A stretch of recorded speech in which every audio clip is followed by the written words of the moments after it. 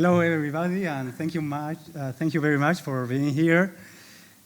Today, I'm going to talk about the site 64, the Calicanto pyroclastic succession of the 1,600 Huaynaputina eruption in south of Peru. My name is Rigoberto Aguilar. I work in the volcano observatory of INGEMMET in Peru. INGEMMET is the Peruvian Geological Survey. The Huaynaputina eruption produced the pyroclastic sequences, which is one of the largest volcanic eruptions in historical times in South America, which was preserved in the Inca village of Calicanto. This was a project we started many years ago. The project was started, of course, by INGEMMET, but in collaboration with other institutions, such as the University of Clermont-Auvergne, the Laboratoire Magma et Volcan, and other institutions such as IRD and CEREMA, the University of La Reunion.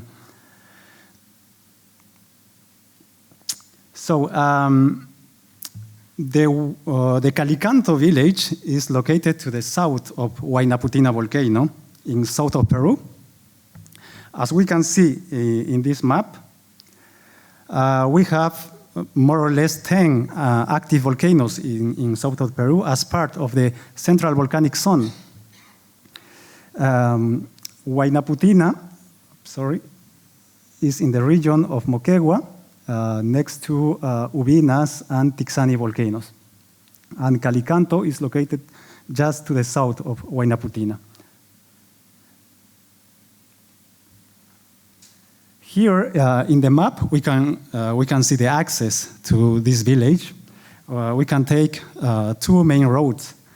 The first one from Arequipa, and the other one from Moquegua cities, until the Quinistaquillas town. Then we can take a secondary road until Calicanto, more or less 15 minutes by car.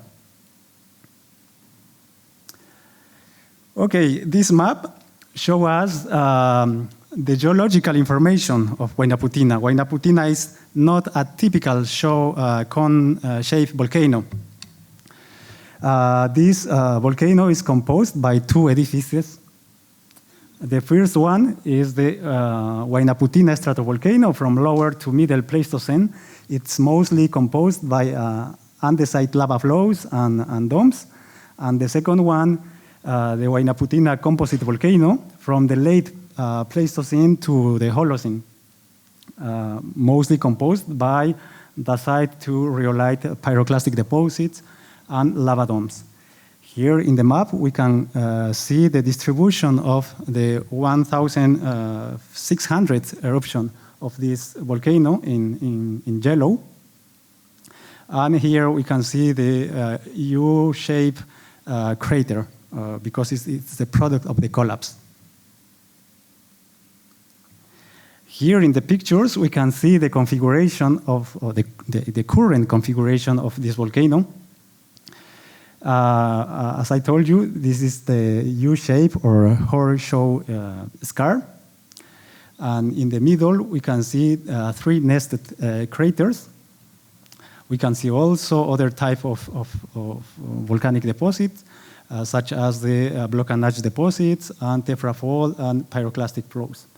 This is opened, this scar is open to the east part, to the Omate Valley.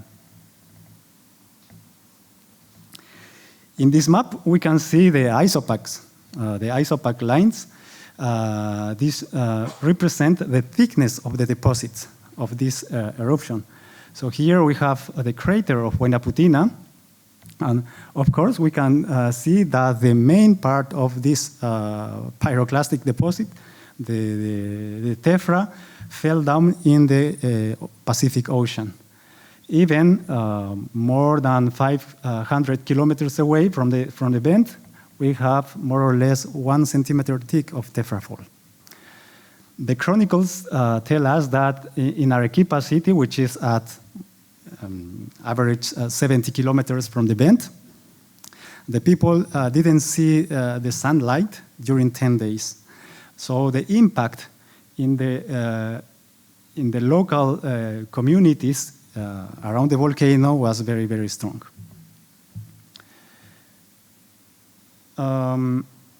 The volume of this eruption was between 14 to 22 cubic kilometers, which is a huge eruption, a Plinian eruption. The erupted column rose up to 33 kilometers from the vent. It makes that this eruption raised a volcanic explosivity index of 6.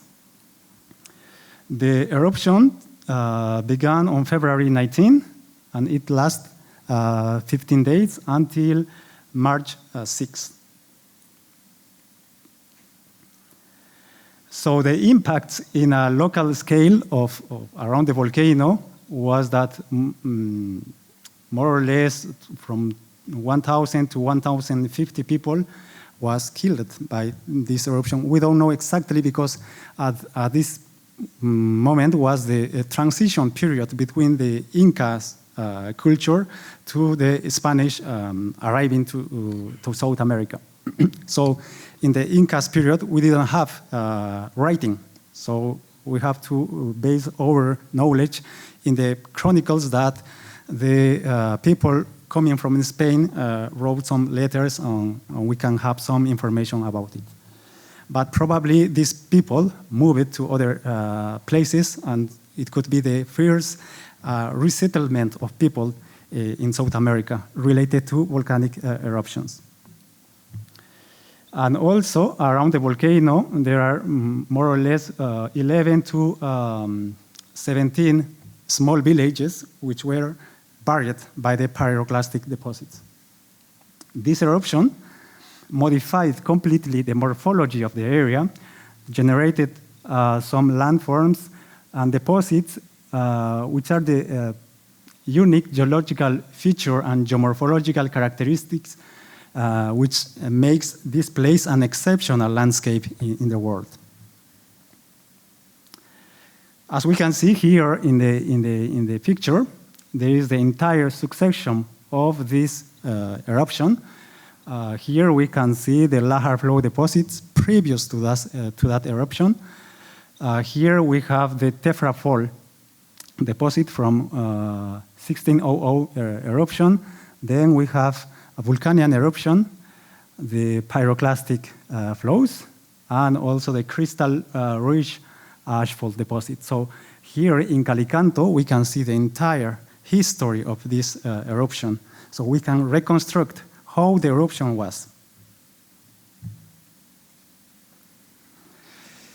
Since 2015, we developed a lot of studies in collaboration with other scientists, of course, in order to understand the impacts of this eruption. Here is Calicanto. We can see more or less 25 Inca terraces. And also we found around 20 houses, of course, the walls. Here in this, during the geophysical surveys, we found that houses were buried by this pyroclastic fall deposits. And because of these buildings, the houses were buried, the lahar flows, the water covered all the construction, the buildings, but the water, the lahar flows, exposed now these buildings. So we can see in the ravines around the Calicanto village. Here, for example, we can see the walls, the windows, which are typical architecture of the Incas period.